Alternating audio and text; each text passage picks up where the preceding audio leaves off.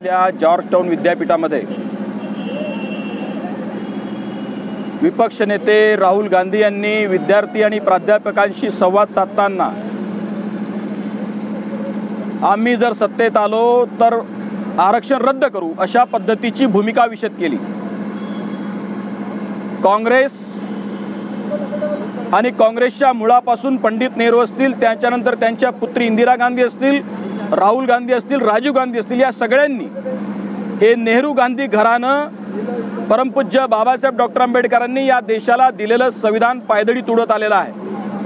आज त्यांनी आपल्या या भूमिकेतून आरक्षणाचा सरसकट विरोध त्यांनी दर्शवलेला आहे। आम्ही या घटनेचा तीव्र शब्दात निषेध करण्यासाठी भारतीय जनता पक्षाची मंडळी आज नागपूरच्या संविधान चौकातून आंदोलनाला सुरुवात करत आहोत।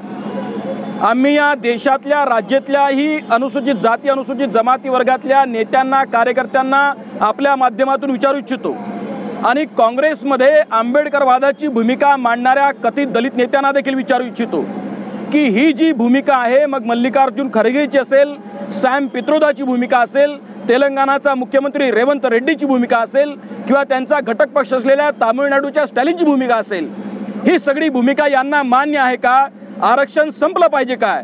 आणि मग परमपूज्य बाबासाहेब डॉक्टर आंबेडकरांचं नाव घेताना फक्त त्यांच्या समाजातल्या लोकांची मतं घ्यायची, अनुसूचित जाती जमातीची मतं घ्यायची, मात्र संविधान पायदळी तोडताना आरक्षणाच्या विरुद्ध आपली भूमिका मांडायची आणि विदेशाच्या भूमिकेवर भारताची नाचक्की करायची।